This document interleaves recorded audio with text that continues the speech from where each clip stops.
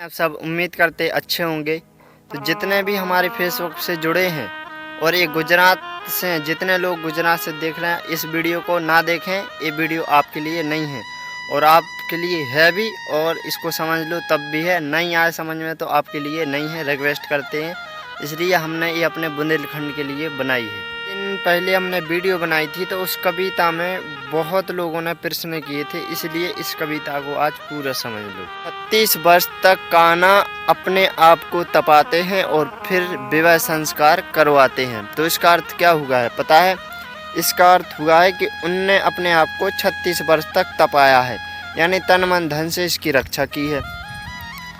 तो आज के जो माता पिता हैं, ये अपने आप को कितना तपा रहे बताओ? ये अपने आप को कितने, बिल्कुल भी नहीं। पहले के लोग हैं ना बहुत बलशाली थे, क्योंकि इतिहास को है ना, इतिहास को दाब के रख दिया है बुरी तरह से। इतिहास को, शास्त्र को, धर्म को, ऋषि मुनियों को, शहीदों को बुरी तरह से एक पत्थर से दाब के रख दिया है। क्योंकि संस्कृति है ना, इस सनातन संस्कृति है ना, ये पीछे जा रही है, बल्कि अनधर्मों की संस्कृति नहीं जा रही है। तो कुछ लोगों ने हमसे प्रश्न किया था कि उसका कविता का अर्थ क्या है। तो कृष्ण भगवान बता रहे, वो जिसने वो मित्र ने एक कविता बनाई थी, तो वो बता रहे कि कान्हा 36 वर्ष तक अपने आप को तपाते हैं, इसके बाद वो अपना विवाह संस्कार करवाते हैं। तो जब उनकी कृष्ण भगवान की जब विवाह संस्कार हुआ, जब उनकी विवाह संस्कार के बाद उनकी जो संतान आई थी, उनका पुत्र आया था, वो कितना बलशाली था। इतने बलशाली थे वो, इतने बलशाली कि आपने उनको पढ़ा होगा तो पता होगा। इसका मतलब ये हुआ कि उनके जिनके माता पिता श्रेष्ठ होंगे, तभी उनकी आने वाली संतान श्रेष्ठ होगी। और आज के है ना, ये माता पिता बिल्कुल भी श्रेष्ठ नहीं है। उन्हें आने वाले इनकी संतान आएगी और वह भोग विलासी होके इधर से जाएगी। स्वामी विवेकानंद का नाम सुना होगा। उनने अपने आप को तपाया था और फिर उनको मृत्यु ऐसी मिली थी, उनकी मृत्यु ऐसी आई थी कि उनका मकसद फट गया था। तो जब तक एक एक भारत का नौजवान इस स्वामी विवेकानंद की तरह नहीं बनेगा, तब तक ना गांव, ना समाज, ना देश का कभी उद्धार हो ही नहीं सकता है। और देश आज़ाद उन्हीं लोगों ने किया था जो इतने श्रेष्ठ थे। अब रही बात माता पिता की। एक माता पिता ये बाद में ये बहुत करते हैं, मानते हैं, समझते हैं कि हमने अब बड़ा किया है, फलाना ढिकाना ये और वो। तो देखो, माता पिता की तो बात ऐसी है कि अगर कहते ईश्वर तो सब देख ही रहा है कि कर्म अच्छा करोगे तो अच्छा ही होगा, अगर कर्म खराब करोगे तो खराब ही होगा। अब बात आती है वासना और उपासना। वासना का मतलब अपनी जो ईश्वर ने शक्ति दी है, ऊर्जा, इसको ऊपर की तरफ खींचना, इसको कहते हैं उपासना। अब इसकी रक्षा कैसे होगी? रक्षा जब हम उपासना करेंगे, ईश्वर की योग अभ्यास करेंगे, क्योंकि ऋषि मुनियों ने बहुत योग अभ्यास इत्यादि ये सब बताए हैं, तब तो हम इस शरीर की रक्षा कर पाएंगे। और आज के माता पिता देखो, आज के माता पिता कहाँ योग अभ्यास, कहाँ उपासना, कहाँ वासना। वासना, और जो वासना की तरफ जाता है उसकी आने वाली पीढ़ी। और देखो, इस वीडियो में जो भी देख रहे हैं वो देखते रहो, इसको समझना है तो अच्छी तरह से समझ लेना। अब बात करते हैं उपासना की। उपासना कौन कर सकता है? शराब तो जो शराब पीता है वो तो उपासना कर नहीं सकता है भाई। शराब जो नशा करता है वो कभी श्रेष्ठ हो ही नहीं सकता है।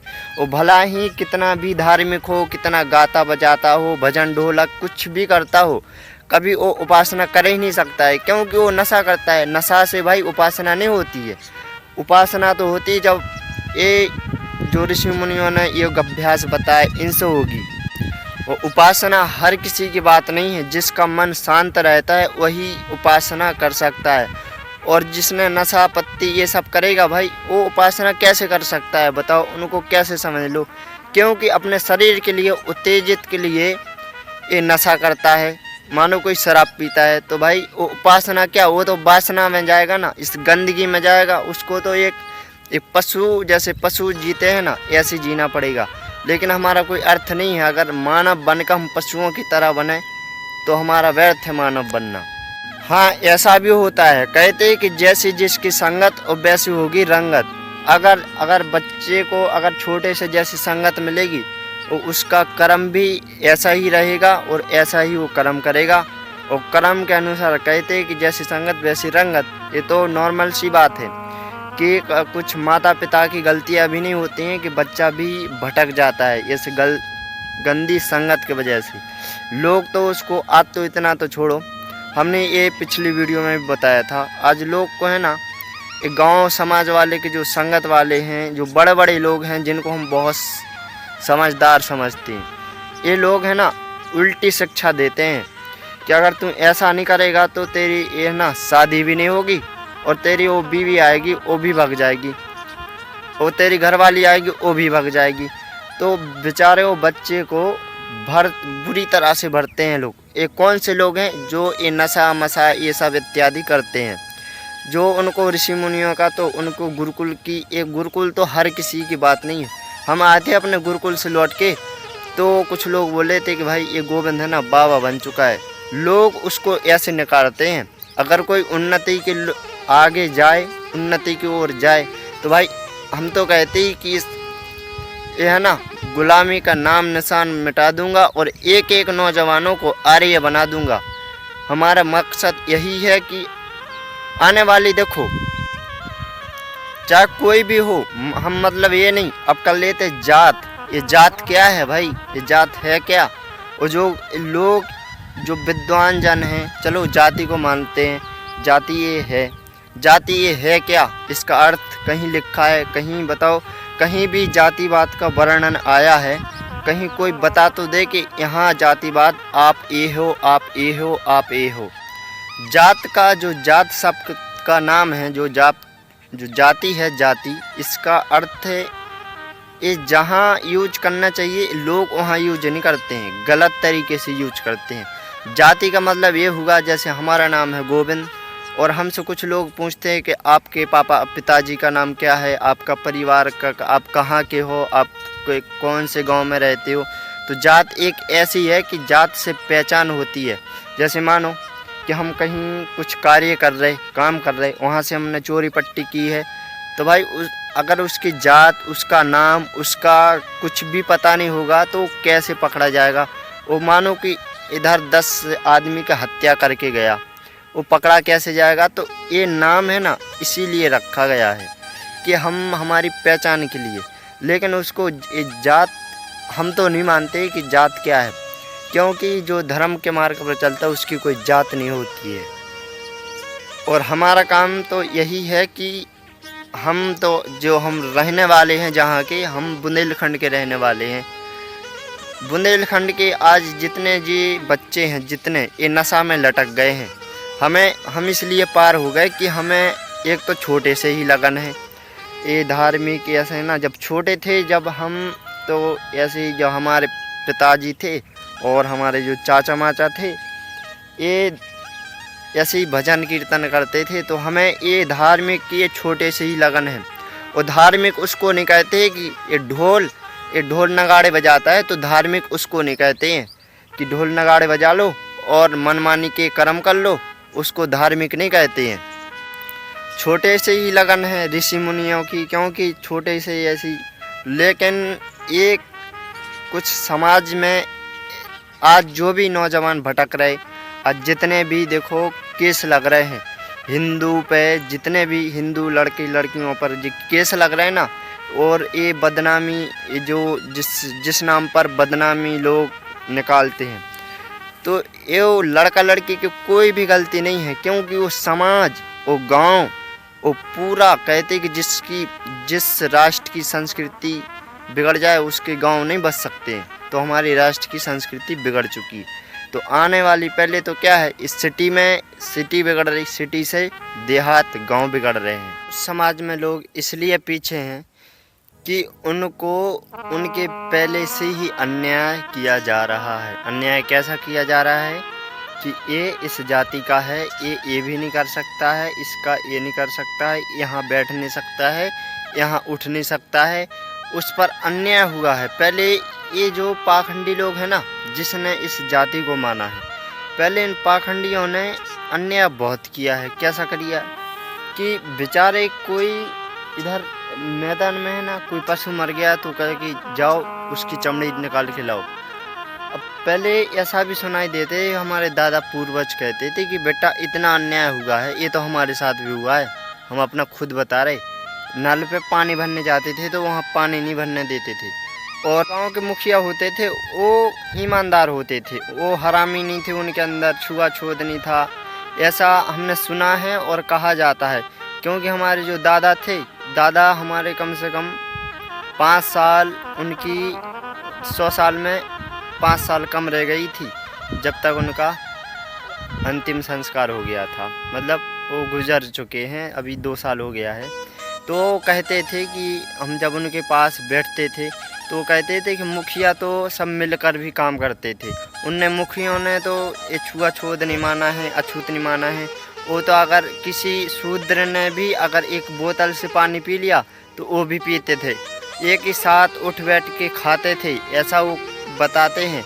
ऐसा वो कहते थे कि मुखिया, एक मुखिया का धर्म किया किसी जातिवाद का मानना नहीं है, और एक परिवार की तरह रहते थे ऐसा। लेकिन देखो ऋषि मुनियों ने वर्ण व्यवस्था बनाई है, ऐसी बात नहीं है, अपनी अपनी व्यवस्था, लेकिन धर्म हमारा सबसे श्रेष्ठ माना गया है। शास्त्र को पढ़ा है और शास्त्र में ये जाति माते ये सब उनका है नहीं, क्योंकि ये जाति माते शास्त्र, ये राजा का काम थोड़ी है कि वो जाति को माने। एक राजा कहा जाता है कि राजा एक पिता के समान होता है, और पिता हमारा भगवान का समान होता है, तो राजा को पिता के समान माने। तो पिता, ऐसा पिता का भी जातिवाद को माने? बताओ। एक राजा का धर्म है कि वो अपनी प्रजा को एक अपने संतान के समान, अपने संतान के रूप उसको देखें, ये हर राजा का समान है। लेकिन आज के वो राजा भी नहीं है, आज के 100 में से 1-2% राजा हैं कि जो अपने आप को राजा तो मानते हैं, राजा के गुण भी हैं, ऐसी बात नहीं है। राजा हैं, राजा के गुण भी हैं, ऐसे 100 में जिसने शास्त्र को पढ़ा है। लेकिन आज के जो राजपूत हैं ना, राजपूत ना वो शास्त्र को पढ़ रहे, ना जो आज के राजा, क्योंकि राजा सबसे ऊंचे होते हैं। राजा किसको कहते हैं? जो सब कुछ चलाते हैं, ठीक है। ये राजा जो प्रजा का है, वही भी कुछ, अगर राजा असत्य का है तो प्रजा को जो सत्य लग रहा है वही मानना पड़ेगा। ऐसी बात नहीं कि राजा ने, अगर राजा वही करता था जो सत्य है, बल्कि राजा धर्म की रक्षा करता था। और जो जिनको हम राजपूत कहते हैं, राजपूत क्षत्रिय, आज के राजपूत क्षत्रिय है ना, सो रहे, इनको नींद आ रही है बहुत बुरी तरह से। हम तो भाई बोल देते हैं, जो जिसको जो बुरी लगे लगते जाए, क्योंकि जो धर्म की सच्चाई है वो तो निकालना पड़ेगी, नहीं तो ये इनको नींद आ रही है बुरी तरह से। राजपूत उनको कहते हैं जो राज्य की रक्षा करे। जो हमारी राजपूत तो धर्म की रक्षा के लिए पहले खड़ा होना चाहिए, बल्कि ये जातिवाद नहीं मानना चाहिए। अगर जातिवाद माने तो भाई वो पाखंड कर रहा है, फिर पाखंड है और दुराचारी है, ये अपने जाल में फंसा रहा है। इसका अर्थ ये है, क्यों अभी हमारे शास्त्र को उठाकर, इतिहास को उठाकर देख लो, और शहीदों को उठाकर देख लो, जिन्होंने तलवार उठाकर इस देश की, वो धर्म की रक्षा की है, उनने एक थाली में ही खाया होगा, बल्कि उनने जाति पात, ये छुआछूत कभी नहीं माना है, कभी ना माना है। ये तो ये आस पड़ोस के लोग हैं, इनने ये छुआछूत चला दिया। और गांव में तो ये पहले से बहुत खतरनाक हुआ है। पहले अन्याय इतना हुआ है ना, ये पाखंडी लोगों ने अन्याय इतना किया है, जिनको हम आज बड़े अच्छे मानते हैं, जिनको भले कहते हैं, भले वो पुराने आदमी भले कहते हैं, इनने केवल मिला के अन्याय किया है। और पहले अंग्रेज थे, उनने तो और अन्याय किया। और लेकिन अब बात कर लेते हैं मैं जाति की, ठीक है। जो जात पात को मानते हैं ना, अगर जो जात को मानते हैं और इस वीडियो को देख रहे हैं, तो याद करना चाहिए हमारे शहीदों को, हमारे महापुरुषों को, जिनके हम वंशज बन जाते हैं। श्री राम, श्री कृष्ण जी, जिनको हम उनका वंशज बनते हैं। अरे उनने तो जाति पाति ये सब कभी लगा ही नहीं। और जो धर्म के मार्ग पर चलता है उसकी कोई जात होती है ही नहीं, क्योंकि हम ईश्वर के जब हमें मानना है ना, तो एक ही घर जाना है ईश्वर, कोई अलग नहीं जाएगा, सब एक ही पास जाना है और भगवान के हाथों में पकड़े जाना है।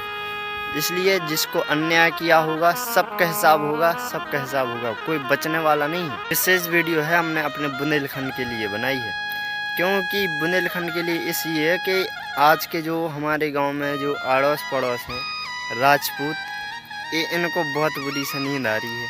हम तो भाई जो है सत्य बोल देते हैं, इनको बहुत बुरी तरह से नींद आ रही है। ये इनको नींद आ रही तो सो रहे हैं आराम से, धर्म का कुछ भी होते रहे। बल्कि जो राजपूत पहले आगे होते थे, लेकिन आज राजपूत कहाँ है, पीछे।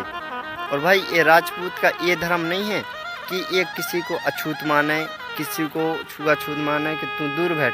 हमारा धर्म तो ये कहता है कि अगर ब्राह्मण क्षत्रिय के घर जाए तो क्षत्रिय सम्मान करे, अगर ब्राह्मण क्षत्रिय के घर आए तो क्षत्रिय उसका बराबर सम्मान करे, जैसा रिश्तेदार का करता है, जैसा अपना परिवार का करता है। शूद्र क्षत्रिय के घर जाए तो क्षत्रिय सम्मान करे, अगर क्षत्रिय शूद्र के घर जाए तो शूद्र सम्मान करे। इस धर्म तो शास्त्र ये कहता है, लेकिन शूद्र ये क्षत्रिय होता कोई नहीं, सिर्फ और सिर्फ एक ये बनाया गया है कि नाम रखा गया है। कोई न क्षत्रिय होता है, ना कोई ब्राह्मण होता है, ना कोई नहीं होता है।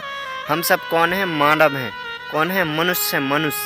मनुष्य का कर्तव्य जानू, बस ये है, और जातिवाद का ये कुछ भी नहीं है। तो अधिक ज्ञान वाले होते हैं जो बड़े बड़े ज्ञान वाले, ये अपने जाल में फंसाते हैं, वो जाल में फंसा के फिर ये फंसा ही रहते हैं। अब बात कर लेते हैं नीच ऊंच। ये नीच ऊंच कुछ है ही नहीं, क्योंकि अपने कर्म से मानव नीचा होता है। भाई एक बात बड़ी खटकती है, हमेशा ध्यान रखना कि अगर कोई बेचारा किसी का घर साफ करेगा, किसी का घर साफ करने जाएगा, तो भाई वो अच्छा है, तो नहीं है अछूत, तो सही है भाई, सही काम कर रहा है। तो अगर उसने कुछ छी लिया है, कुछ छू लिया, तो भाई उसने अशुद्ध कर दिया है। भाई ये कौन सा धर्म है, ये कौन सा धर्म है? ये तो अन्याय हो रहा है, उस पर अन्याय हो रहा है। कौन सा धर्म हो रहा है, ये कौन सा धर्म है? और कि अगर घर साफ कर रहा है, झाड़ू लगा रहा है, तो अच्छा है। अगर उसने कुछ छी लिया, उसको उठा के कुछ खा लिया या कुछ उठा के पी लिया, तो अशुद्ध हो गई। अब जैसे मानो ये बोतल है, ठीक है, अब ये बोतल हमने अपने घर रखी, अगर कोई देखो नीच ऊंच तो है नहीं कोई, सब है मानव। मतलब एक कर्म अलग होता है कि वो कर्म से आदमी नीचा बना देता है। एक ये है बोतल में पानी, अगर इसको किसी ने छू लिया तो क्या उसके अंदर ये घुस गया और उसने अशुद्ध कर दिया? चलो अशुद्ध भी हो जाएगा उसके छूने से, तो किसी की ताकत है कि ये शुद्ध कर दे? बताओ, ऐसी ऐसी मूर्खता है। तो इसीलिए कहते हैं कि जितने भी हमारी वीडियो को देखते हैं तो ज़रा एक बार अपने उठो और यहाँ से निकलो और अपने धर्म को थोड़ा सोचो। और आने वाली, इसलिए देखो हम कभी बोलते नहीं, ये वीडियो हम बनाते भी नहीं, लेकिन शास्त्र कहता है कि अगर आपके अंदर जिसको गुरुकुल का ज्ञान मिल जाए तो उसको अब मुँह नहीं रहना चाहिए, मतलब चुप नहीं बैठना चाहिए। और ज्ञान भरा है, ज्ञान भरा पड़ा है, और उसको आप अंदर ही बैठा रहे हो। ये ज्ञान एक ऐसी चीज़ है कि ज्ञान किसी को दो, अगर जिसको गुरुकुल का ज्ञान हो गया तो ज्ञान किसी को देना चाहिए। और तुम बैठो तो अपना धर्म का उल्लंघन हो रहा है और तुम मुंह मोड़कर बैठे हो, धर्म पर कुछ भी हो रहा है। भाई धर्म पे हम जो इसमें हमारी बोलचाल में गलतियां हुई हैं तो हाथ जोड़ के माफ़ी चाहते हैं, लेकिन बस इतना कहते हैं कि आज की पीढ़ियां, आने वाली पीढ़ियां बचाना है, अपने धर्म को बचाना है। और अब सोचते भाई धर्म के बारे में कभी नहीं बोलना चाहिए, तो जो धर्म को नहीं जानेगा तो आने वाली पीढ़ी बचने वाली नहीं है। और ये आने वाली पीढ़ी ऐसी हो जाएंगी कि जो आने वाले बच्चे हैं ये मोबाइल के गुलाम बनेंगे, मोबाइल के गुलाम बनकर एक कुकर्म करेंगे और अपने जैसे ये केस लगेंगे, जैसे केस लग रहा है ना, कोई फांसी के फंदा पे जा रहा है, कोई उधर जा रहा है, कोई इधर जा रहा है। और ऐसे हिंदू धर्म की, हिंदू जितने जी नौजवान हैं नए नए, इनकी ऐसी दुर्गति होगी और समय आने से पहले ये अपने आँखों से अंधा हो जाएंगे और अपने पैरों से चल नहीं पाएंगे। और ऐसा हो जाएगी इनकी स्थिति, इनको रोग बुरी तरह से घेर जाएंगे। इसीलिए कहते अगर उनको गुरुकुल की शिक्षा मिल जाए तो आगे चल के अपने धर्म को भी जान जाएंगे और इस मानव तन का कर्तव्य भी जान जाएंगे। इसीलिए हमने वीडियो का विषय ये किया है। तो जितने भी इस वीडियो को देखते हैं तो थोड़ा अपने अंदर लाओ और अपने बच्चों की एक बार गुरुकुल की हवा तो लगवा हो, क्योंकि हमें तो हवा इसलिए नहीं लगवा पाई क्योंकि पहले अन्याय बहुत था। इसलिए कोई बड़ा है ना, कभी जो बड़ा ज्ञान, एक हमेशा याद रखना, जो बड़े बड़े ज्ञान वाले होते हैं ना, ये कभी अच्छी सलाह नहीं देंगे, ये हमेशा फंसाएंगे, तो ये अपने जाले में फंसाएंगे। और ये नहीं सोचेंगे इनको भी उन्नति की ओर जाने दो, नहीं। और ये अंतिम में कहते हैं कि जो मंदिर पे कुछ भी करते रहो, मंदिर पे राम जी के मंदिर पे जाओ, कृष्ण जी के मंदिर पे जाओ, मंदिर पे जाने से कुछ भी होने वाला नहीं है। और मंदिर पे जाके टन टन टन टन करते रहो, कुछ भी होने वाला नहीं। और जो कर्म में, जो दुर्गति में जो फंसे हैं वो फंसे ही रहेंगे। और जब निकलेंगे कैसे, जब उनको धर्मशास्त्र गुरुकुल की शिक्षा मिलेगी, तब उस जगह से वो निकलेंगे और तभी अपनी उन्नति होगी, वरना उन्नति होने वाली नहीं है और आने वाली पीढ़ियां बचने वाली नहीं हैं। और बचाना ही है पीढ़ियों को, तो बच्चों को गुरुकुल की शिक्षा दिलाओ और उनको जब धर्मशास्त्र की शिक्षा मिलेगी तभी वो आगे बढ़ेंगे। हमें भी गुरुकुल की शिक्षा मिली, आज वो बोलने का अवसर इसलिए बोल रहा है, नहीं हमारी कोई ताकत नहीं थी कि हम जो वीडियो बना बना के मुंह फुला फुला के बोल रहे, ये हमारी ताकत नहीं थी, ना हम कभी बोल पाते। सिर्फ और सिर्फ गुरुकुल की शिक्षा ही के वजह से जो मुंह फुला फुला के बोल रहा है ना, आज हजारों, आज अकेले का हम हजारों में भी बोल सकते हैं, ऐसा कोई डर नहीं है। जो डर था वो जो अपन कुछ भी कोई माने तो भाई सबका उत्तर हमारे पास है। ये भी है कि अगर जैसे हम है ना, कोई बड़े ज्ञान वाले नहीं है, कोई हमारे पास आए हमसे सामना करे तो भाई रग हाथ जोड़ के प्रार्थना करते हैं, हमसे कोई हम नहीं जीत पाएंगे, क्योंकि हम इतने ज्ञान, हम कोई विद्वान नहीं है कि हम किसी से कोई हमारा सामना करे। और ज़्यादातर हिंदू धर्म में ऐसा होता है कि कोई उन्नति की ओर जाए तो उसका लोग सामना करते हैं, इसलिए हमारा सामना कोई ना करे। हाथ जोड़कर निवेदन करते हैं, प्रार्थना करते हैं, क्योंकि हम विद्वान नहीं हैं, हम एक नीचे जात के एक शूद्र हैं, जिनको जो भगवान ने, क्योंकि हम इसलिए शूद्र हैं क्योंकि हम माँ के मलमूत्र से आए हैं और बड़ा हम उसको समझ सकते हैं, ऊपर से भगवान ने भेजा और डायरेक्ट नीचे आ गया, वो बड़ा माना जाएगा, उसको हम बड़ा मानेंगे, हम तो शूद्र हैं।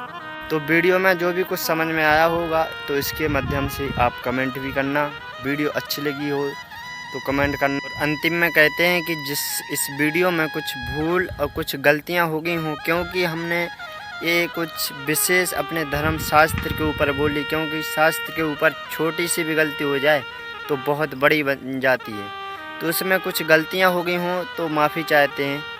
तो आपका वीडियो को जैसी भी लगी हो तो आप एक बार कमेंट में ज़रूर बताना।